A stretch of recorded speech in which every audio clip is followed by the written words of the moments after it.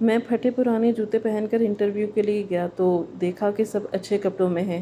میں مایوس ہو کر پلٹنے لگا کہ میرا نام پکارا گیا۔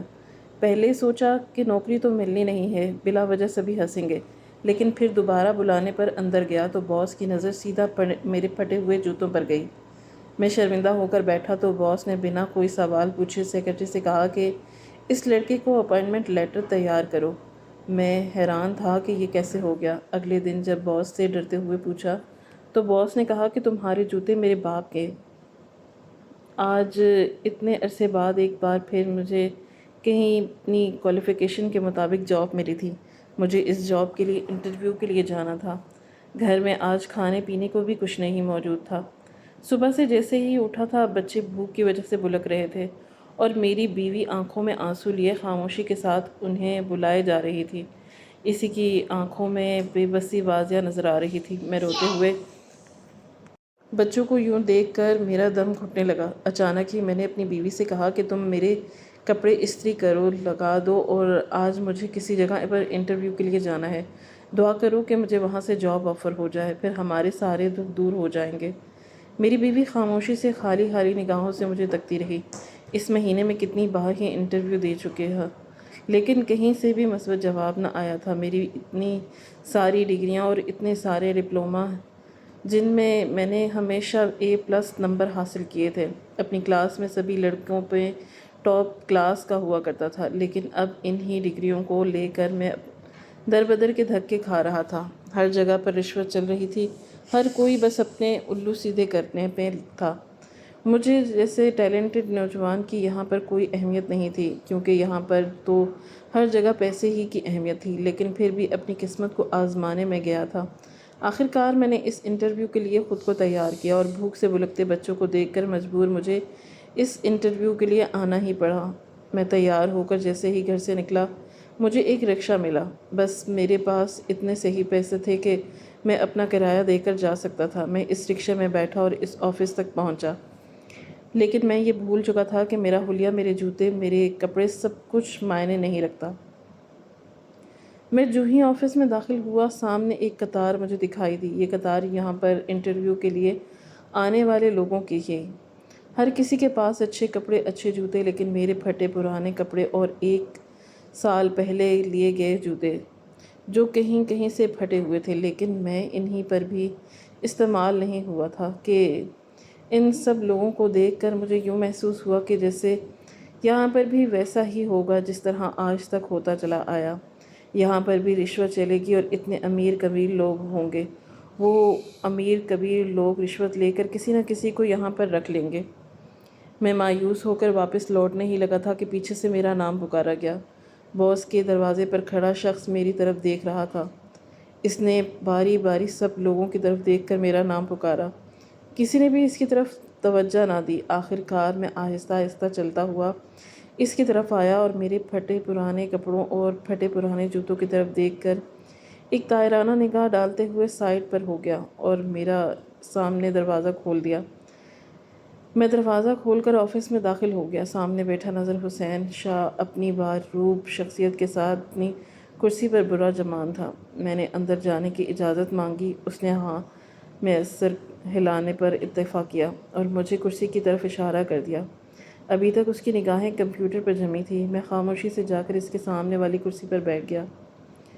میں اس کے کچھ سوالات پوچھنے کا منتظر تھا، جانے وہ کیا مجھ سے سوال پوچھے گا، کب مجھ سے انٹرویو لے گا اور کب میں یہاں سے جا سکوں گا۔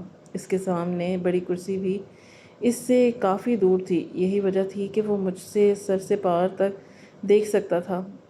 اس نے مجھے ایک نظر دیکھا اور پھر اس کی نظر جا کر میرے جوتوں پر ٹک گئی۔ ایک دم سے مجھے شرمندگی محسوس ہوئی۔ اس نے کہہ رکھا تھا کہ میرے وہ جوتے جو 1 سال پرانے ہو چکے تھے، ایک سائڈ سے پھٹے ہوئے تھے۔ انہیں میں نے دھاگے اور سوئی کی مدد سے ایک بار پھر سے مرمت کر لیا تھا، لیکن ان کی وہ مرمت واضح دکھائی دے رہی تھی۔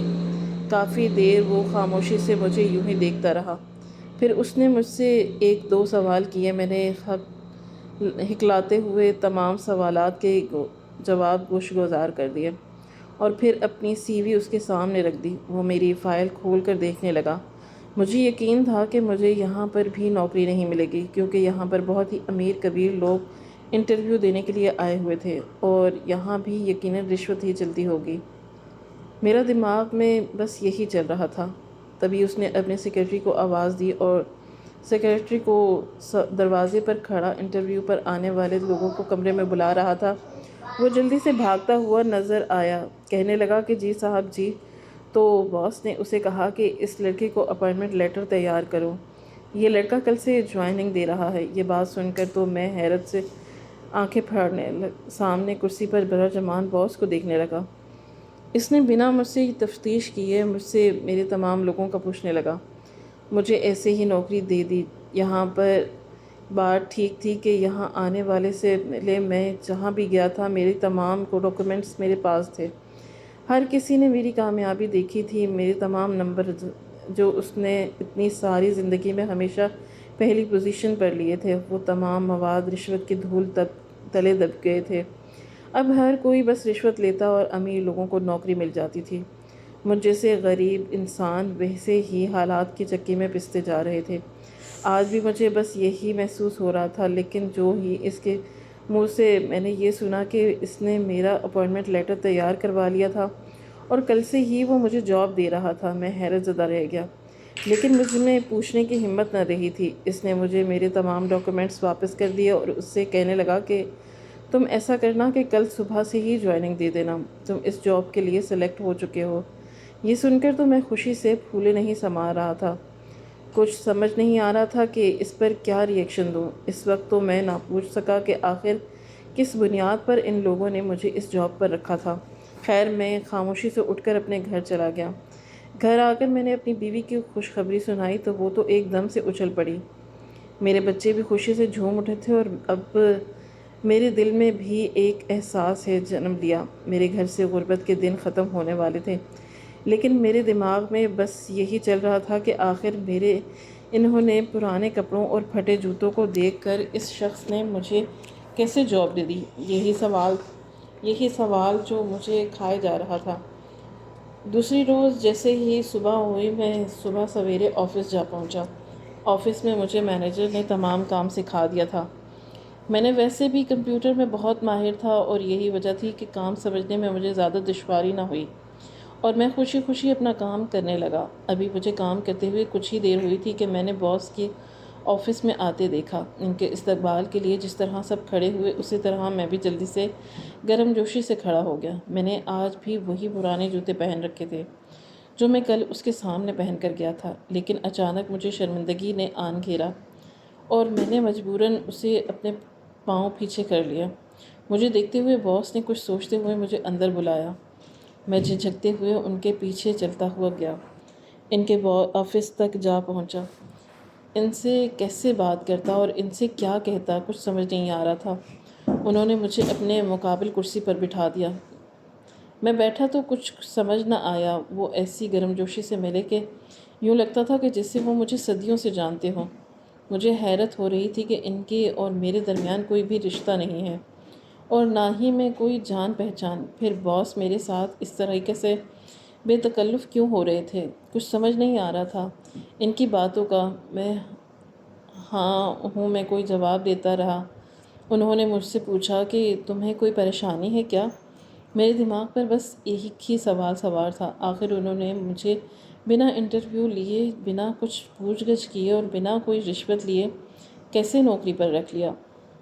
بس کچھ دیر خاموش رہنے کے بعد ڈرتے ڈرتے میں نے جب منہ کھولا تو بس ایک ہی بات میرے منہ سے نکلی اور یہ تھی کہ سر میں اتنا غریب انسان ہوں، یہاں تک کہ میرے کپڑے اور میرے جوتے دیکھ کر میری غربت کا اندازہ لگایا جا سکتا تھا۔ میرے پاس کوئی پیسے موجود نہیں تھے، یہاں تک کہ گھر میں فاقوں کی نوبت آ چکی تھی اور ایسے میں نے بہت سی کمپنیاں دیکھی تھیں، بہت سی کمپنیوں میں انٹرویو دینے کے لیے گیا، لیکن کسی نے بھی مجھے نہ رکھا، حالانکہ میری ڈگریاں، میری تعلیم بہت اعلیٰ ہے۔ میرے باپ نے رکشہ چلا کر مجھے پڑھایا اور لکھایا، مجھے اعلیٰ تعلیم دلوائی، لیکن اس تعلیم نے میرا ذرہ برابر بھی ساتھ نہ دیا۔ آج میں اتنا غریب ہوں لیکن میرے پاس ڈگریاں ہیں۔ ہر کسی نے میری ڈگری کو ریجیکٹ کیا اور ہر کسی نے رشوت کے نام پر امیر لوگوں کو ہی نوکریوں سے نوازا۔ لیکن آپ وہ پہلے شخص ہیں جنہوں نے بنا مجھ سے کوئی انٹرویو لیے، بنا مجھ سے کوئی بات کیے، بنا میرے کپڑوں جوتوں کو جج کیے مجھے نوکری پر رکھ لیا۔ آخر ایسی کیا بات ہے؟ حالانکہ آپ کے آفس میں اس وقت انٹرویو دینے کے لیے لاکھوں لوگ موجود تھے، جو کافی اثر و رسوخ بھی رکھتے تھے اور شاید کافی امیر بھی کبھی تھے۔ آپ لوگوں نے کیسے بھی مجھے اس نوکری پر رکھ دیا؟ مجھے کچھ سمجھ نہیں آ رہا تھا۔ مجھے ساتھ ساتھ یہ بھی ڈر لگ رہا تھا کہ کہیں باس کو برا نہ لگ جائے۔ میری اس بات پر وہ مسکرانے لگے۔ مجھے حیرت ہو رہی تھی اور وہ میری بات پر مسکرا رہے تھے۔ ویسے تو انہیں برا لگنا چاہیے تھا، لیکن کیونکہ اس طرح کی باتیں اپنے کولیگ کے ساتھ کرنا انہیں اچھا نہیں لگتا۔ خیر، انہوں نے مسکراتے ہوئے مجھ سے کچھ بات کرنا شروع کی، اور جو بات انہوں نے مجھے بتائی وہ مجھے حیران کر دینے کے لیے کافی تھی۔ میں الیاس عبید، الیاس کا بیٹا۔ الیاس عبید میرا باپ BSc پاس تھا۔ اس کے زمانے میں پڑھائی کا اتنا رواج نہ تھا، لیکن میرے دادا نے انہیں پڑھایا۔ میرے دادا کی خواہش تھی کہ وہ پڑھ لکھ کر ایک اعلیٰ عہدے پر فائز ہو جائیں، لیکن اس وقت لڑکوں کے لیے تعلیم حاصل کرنا بہت مشکل تھا۔ جس علاقے میں ہم رہتے تھے اس علاقے میں بس میٹرک تک ہی ایک اسکول تھا۔ اس اسکول سے بابا نے میٹرک تک تعلیم حاصل کی اور پھر اس کے بعد بابا کو شہر بھیج دیا گیا۔ شہر میں بابا نے انٹرمیڈیٹ پاس کیا۔ میٹرک انٹرمیڈیٹ پاس کرنے کے بعد انہوں نے BSc کرنا شروع کر دیا، اور پھر BSc کی ڈگری لینے کے بعد انہوں نے کئی چھوٹے موٹے کورس بھی کیے۔ لیکن ابھی بابا اپنی پڑھائی سے فارغ ہی نہیں ہوئے تھے کہ دادا جان کی موت نے آ لیا، اور پھر دادا جان اس سے دور دارۂ فانی سے رخصت ہو گئے۔ بابا پر تمام خاندان کی ذمہ داری عائد ہو گئی۔ چھوٹے بہن بھائیوں کو پڑھانا لکھانا، گھر کے خرچے پورے کرنا، یہ سب کچھ بابا کے سر پہ تھا۔ بابا نے محنت مزدوری کرنا شروع کر دی۔ اس وقت تک کی تمام کمپنیوں میں جا کر انٹرویو دیے، لیکن کسی نے بھی بابا کو نوکری پر نہ رکھا۔ بالآخر بابا نے ایک رکشہ خریدا جس کے ساتھ وہ ہر مہینے پوری کرتے تھے۔ اس رکشے پر بابا نے اپنا کام شروع کیا۔ پہل تو اتنی زیادہ سواریاں نہ ملی، لیکن آہستہ آہستہ ان کا یہ کام چلنے لگا، اور پھر انہوں نے اسی کام کے ذریعے اپنے گھر کو پالنا شروع کر دیا۔ بہن بھائیوں کی تعلیم میں مکمل کردار ادا کیا، ان کی شادیاں کر دیں، اور پھر ان کے بعد خود شادی کر کے آرام سے زندگی بسر کرنے لگے۔ بھلے ہی ہماری زندگی میں کافی مشکلات تھیں، لیکن اماں ابا دونوں ہی سادہ تھے۔ ان کی سادگی بھری زندگی نے ہم سب کو بھی سادگی سے جینے پر آمادہ کیا تھا، اور یوں ہم سب لوگ اپنی چھوٹی سی سادہ سی زندگی میں بے حد خوش تھے۔ یہ چھوٹی سی زندگی تھی، نہ تو ہماری زیادہ خواہشات تھیں اور نہ ہی ہمارے زیادہ اخراجات تھے۔ اسی وجہ سے ہماری زندگی کافی سکون میں گزر رہی تھی، لیکن جو ہم بڑھ رہے تھے ہماری تعلیمی اخراجات سے زیادہ بڑھ رہے تھے۔ بابا کے سر پر اب ہمیشہ ہماری دیکھ بھال ہی سوار رہتی تھی۔ ہم کچھ بڑے ہوئے تو اماں نے بھی بابا کو ہاتھ بٹانا شروع کر دیا۔ اماں بھی ایک پڑھی لکھی خاتون تھی اور اپنے شوہر کا ہر حال میں ساتھ دینا چاہتی تھی۔ انہوں نے گھر میں ہی بچوں کو ٹیوشن پڑھانا شروع کر دیا۔ ساتھ ہی ساتھ وہ مشین اور کشیدہ کاری کرنا بھی جانتی تھیں۔ چنانچہ انہوں نے بابا کا ہاتھ بٹانا شروع کر دیا۔ گھر میں کپڑے سلائی کرتی، بچوں کو ٹیوشن پڑھاتی، اور بابا باہر سے اپنا رکشہ چلاتے، اور یوں گھر کے اخراجات چلنے لگے تھے۔ لیکن بہنوں کی شادی کرنی تھی اور کافی ساری مزید ذمہ داریاں بھی تھیں جو ماں بابا کے سر پر موجود تھیں۔ دونوں بہنوں کی شادیاں اور بڑے اچھے طریقے سے کرنا چاہتے تھے۔ میں اکثر بابا سے کرتا تھا کہ آپ کی اتنی ڈگریاں ہیں، آپ کے پاس اتنی تعلیم ہے، لیکن آپ کہیں پر جا کر جاب کیوں نہیں کرتے؟ آپ کو تو بڑی آسانی سے جاب مل جائے گی۔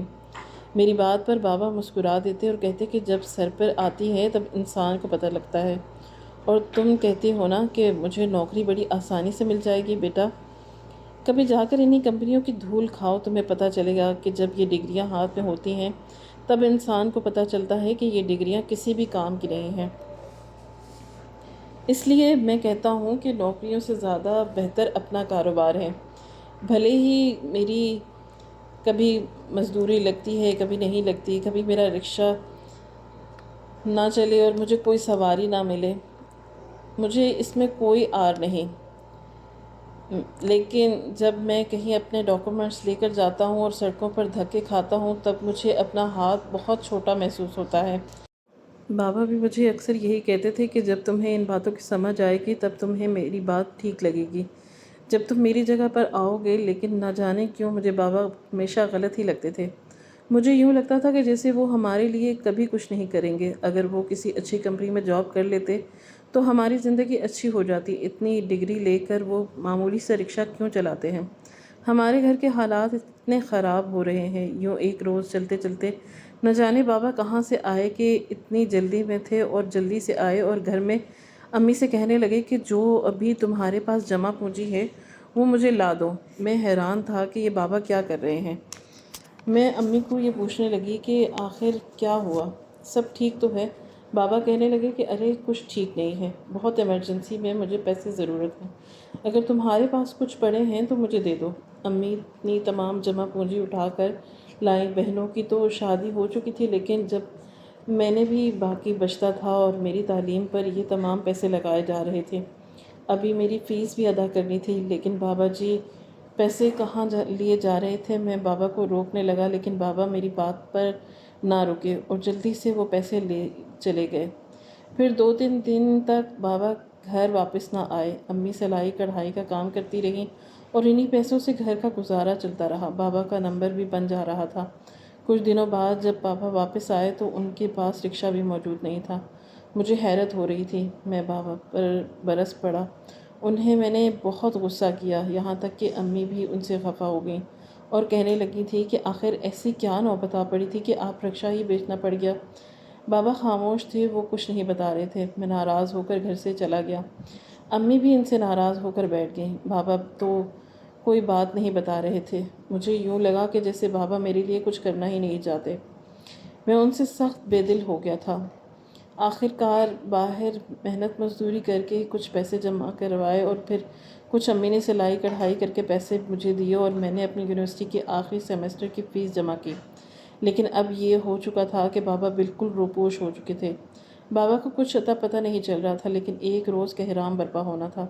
بابا کہیں سے آتے ہوئے ایک ایکسیڈنٹ میں جان کی بازی ہار چکے تھے۔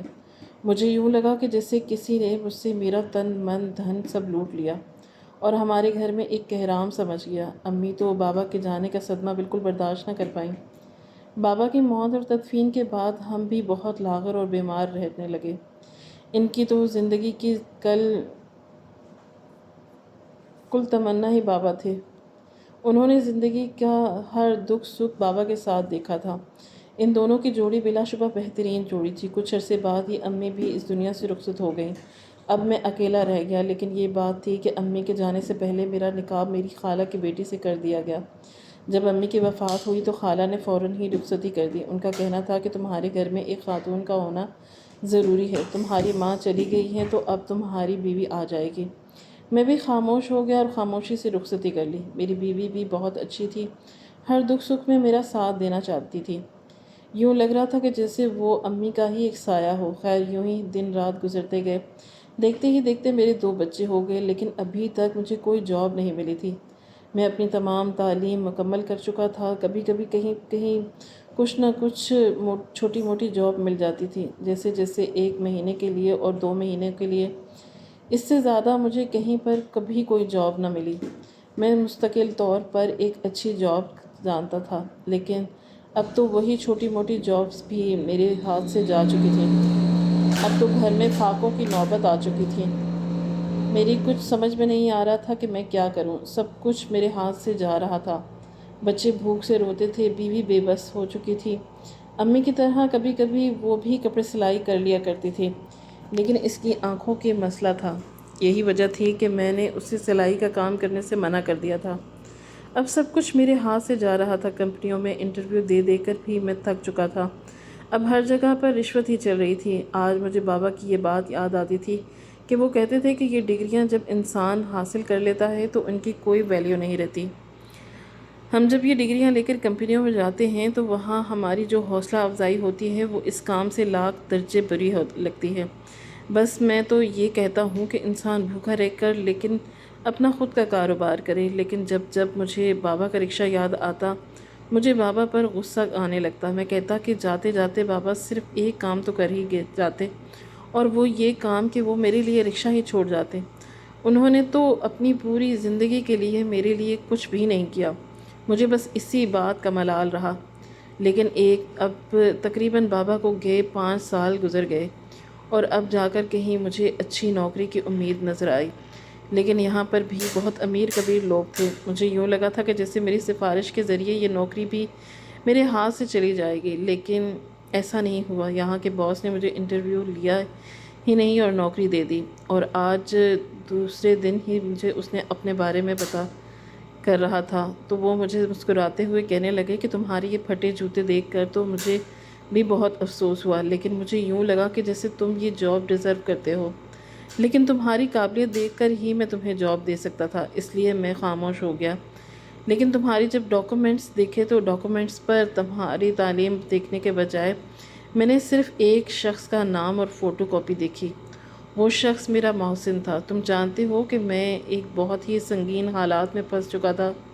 آج سے 6 سال پہلے جب میری کوئی مدد کرنے کے لیے تیار نہیں تھا اور میں زندگی اور موت کی جنگ لڑ رہا تھا، تب اس شخص نے مجھے سہارا دیا، اپنے رکشے پر مجھے بٹھایا، دور اسپتال لے آیا۔ میرا ایکسیڈنٹ اتنا شدید ہوا تھا کہ میرے ساتھ ٹکرانے والے لوگ دم بدہ بھاگ گئے، لیکن تمہارے بابا نے موقع پر آ کر مجھے بچا لیا تھا۔ اسپتال میں کافی عرصے کوما میں رہا اور میرے اخراجات سارے کے سارے اس شخص نے اٹھائے، یہاں تک کہ اس نے اپنا ایک رکشہ بھی بیچ دیا تھا۔ جب میں ہوش میں آیا تو میری بیوی نے وہ سب بتایا۔ اس نے اس شخص سے مجھے ملوایا اور پھر میں نے اس شخص سے اپنی اتنی تیمارداری کرنے کے لیے کچھ اجرت پوچھی تو وہ کہنے لگا کہ بس میرا بیٹا ایک ہے جو وہ اعلیٰ تعلیم حاصل کر رہا ہے، مجھے اور کسی چیز کی ضرورت نہیں، بس اسے نوکری دے دیجیے گا۔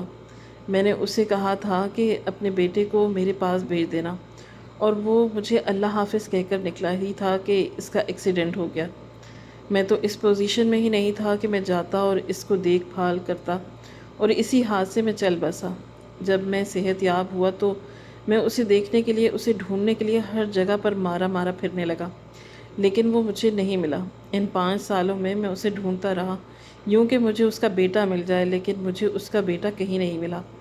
آخر کار مایوس ہو کر میں گھر واپس لوٹا، اور آج 1 سال بعد سوچنے کے بعد میں نے اس نتیجے پر پہنچ کر یہ نتیجہ نکالا کہ میں انٹرویو کے لیے ایک ایڈ چھپوا دوں، کہیں ایسا نہ ہو کہ اس کا بیٹا اس نوکری کے لیے میرے پاس آ جائے، اور تبھی سے میں آج تک یہ انٹرویوز لگا رہا ہوں۔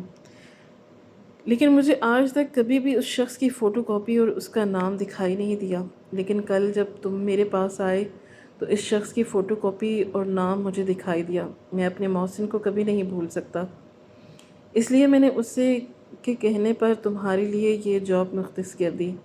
جب تمہاری ڈگری دیکھی تو مجھے یوں محسوس ہوا کہ جیسے تم میرے ادارے کے لیے پرفیکٹ ہو۔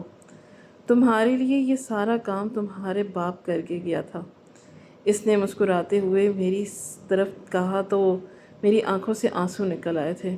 میں نے آج تک اپنے باپ کو ہمیشہ غلط سمجھا تھا، لیکن میرا باپ تو میرے لیے بہت اچھا کر گیا تھا، اور اگر وہ میرے لیے کچھ بھی نہ کرتا تو اس کا یہی کام کافی تھا کہ وہ ایک شخص کی جان بچا گئے تھے۔ اس وقت میری آنکھوں سے آنسو بہنے لگے۔ میں روتے روتے ہچکیوں سے اپنے ہاتھوں میں اپنا منہ چھپائے رونے لگا۔ باس میری طرف بڑھے اور مجھے پانی کا گلاس دیتے ہوئے کہنے لگے کہ میں جانتا ہوں کہ تمہیں اپنا باپ یاد آ گیا ہوگا، لیکن میں نے اس سے کہا تھا نہیں سر، مجھے اپنا باپ یاد نہیں آیا، بلکہ اپنے باپ کے ساتھ کیا گیا میرا وہ تمام رویہ یاد آیا جو میں نے اپنے باپ کے رکشہ بیچنے پر انہیں بہت سنائی تھی، اور پھر اس کے بعد مجھے میرے باپ کہیں نہ ملے۔ میرا باپ اس دنیا سے رخصت ہو گیا تھا۔ میں ہمیشہ سے یہی سمجھتا رہا کہ وہ میرے لیے کچھ کر ہی نہیں گئے۔ آج یہ جو میں فاقے کاٹ رہا ہوں یہ میرے باپ کی وجہ سے ہے، لیکن ایسا نہیں تھا۔ میرے باپ نے تو میرے لیے بہت کچھ کیا تھا، اور اگر وہ میرے لیے کچھ نہیں کرتے تو کوئی بات نہیں تھی، انہوں نے کسی انسان کی تو جان بچائی تھی۔ میں روتے ہوئے کہنے لگا تو سر نے میرے کندھے پر ہاتھ رکھا اور کہا کہ دیکھو، تمہارے رونے سے تمہارے باپ کو تکلیف ہوگی، اور تم کون سا حقیقت جانتے تھے؟ اگر تم حقیقت جانتے ہو تو تم کبھی اپنے باپ کے لیے یہ باتیں نہ کرتے جو تم ابھی مجھے بتا رہے ہو۔ تم حوصلہ رکھو اور خود بھی اپنے باپ جیسا بنو، اور آج کے بعد تمہیں جس چیز کی بھی ضرورت ہوگی میں تمہیں تمام ضروریات پوری کروں گا۔ تمہارے گھر میں جو راشن ڈلوانا ہے اس کی فہرست مجھے دے دو، میں اپنے ملازم کے ہاتھوں تمہارے گھر میں راشن ڈلوا دوں گا، اور آج کے بعد اپنے باپ کے بارے میں ایسا مت سوچنا۔ میں خاموشی سے وہاں سے اٹھ کر اپنے کیبن میں آیا اور روتے ہوئے خدا سے فریاد کرنے لگا، وہ مجھے اس چیز کے لیے معاف کر دے۔ میں نے اپنے باپ کی شان میں گستاخی کی تھی، لیکن میرا باپ تو اس دنیا کا سب سے عظیم ترین باپ تھا، جس نے ایک شخص کی جان بچائی تھی۔ اگر وہ اس شخص کے لیے اپنا گھر بھی بیچ دے تو مجھے اس میں کوئی آر نہ محسوس ہوتی، اور نہ ہی میں اپنے بابا کے لیے کچھ کہتا۔ وہ اپنی نیکی کو سیکرٹ رکھنا چاہتے تھے اور انہوں نے ویسا ہی کیا۔ آج مجھے پتہ چلا تھا کہ بے شک والدین کو ہمیشہ اپنے بچوں کا خیال رہتا ہے، لیکن اپنی آخری وقت میں بھی میں انہیں یاد تھا، تبھی تو انہوں نے سر سے میرے لیے بات کی، ورنہ اس آج سر مجھے یہاں کہاں ڈھونڈ پاتے۔ یہ پچھتاوا مجھے ہمیشہ رہے گا۔ میں نے اپنے باپ کو غلط سمجھا، لیکن اب میں سکون میں ہوں۔ میرا باپ مجھ سے راضی ہو گیا تھا، اس نے میری تمام غلطیاں معاف کر دی تھی، لیکن بالکل اسی طرح جس طرح وہ بچپن میں میری غلطیاں معاف کر دیا کرتے تھے۔ اب آنکھیں ہمیشہ آنسوں سے تر رہتی ہیں، لیکن خدا کا شکر گزار ہوں، اس نے میرے حالات بہت بدل دیے، کیونکہ مجھے لگتا ہے کہ میرے بابا چلے جانے کے بعد بھی میرے ساتھ ہیں۔ انہوں نے ایک بار مجھے کہا تھا کہ میرے مر جانے کے بعد بھی میری دعائیں تمہارے ساتھ ہوں گی۔ تم ایسا کبھی مت سمجھنا کہ میں تمہیں چھوڑ گیا ہوں، میری دعائیں ہمیشہ تمہارے ارد گرد گھومتی رہیں گی، اور میرا سایہ تمہارے ساتھ رہے گا۔ اس وقت تو مجھے بابا کی یہ بات بالکل سمجھ نہ آئی تھی، لیکن آج مجھے یہ بات بالکل سمجھ آ رہی تھی۔ مجھے ہر گھڑی اسے محسوس ہوتا دیکھا تھا کہ بابا میرے ساتھ ہیں، ان کا ساتھ میرے لیے ساتھ ہے، انہی کی بدولت تو مجھے یہ جاب ملی تھی۔ یقیناً ایک باپ ہمیشہ اپنی اولاد کے لیے ایک گھنا صاحبان ہی رہتا ہے، اور اس کے چلے جانے کے بعد بھی انسان ان کی چھاؤں ٹھنڈک محسوس کرتا رہتا ہے۔ اسی طرح میں محسوس کرتا ہوں۔ خدا ہر کسی کے والدین کو حفاظت فرمائے، ہر کسی کو اپنے والدین کی خدمت کرنے کی توفیق عطا فرمائے۔ ناظرین، آپ کو آج کی کہانی کیسی لگی؟ کامنٹ باکس میں اپنی رائے کا اظہار ضرور کریں۔ خواہش صرف اتنی ہے کہ کچھ الفاظ لکھوں جس سے کوئی گمراہی کے راستے پر جاتے جاتے رک جائے، اور نہ بھی رکے تو سوچ میں ضرور پڑ جائے۔ دوستو، امید کرتی ہوں کہ آپ کو ہماری کہانی پسند آئی ہوگی۔ کہانی پسند آئی ہو تو ویڈیو کو لائک کریں، کامنٹ کریں، شیئر کرنا نہ بھولیں۔ اور ہاں، اگر آپ اس چینل پر نئے ہیں تو اس چینل کو سبسکرائب کریں اور نوٹیفیکیشن کو ضرور دبائیں تاکہ آنے والی کہانی سب سے پہلے آپ کو مل سکے۔ ملتے ہیں کل ایک نئی اور دلچسپ کہانی کے ساتھ۔ اللہ حافظ۔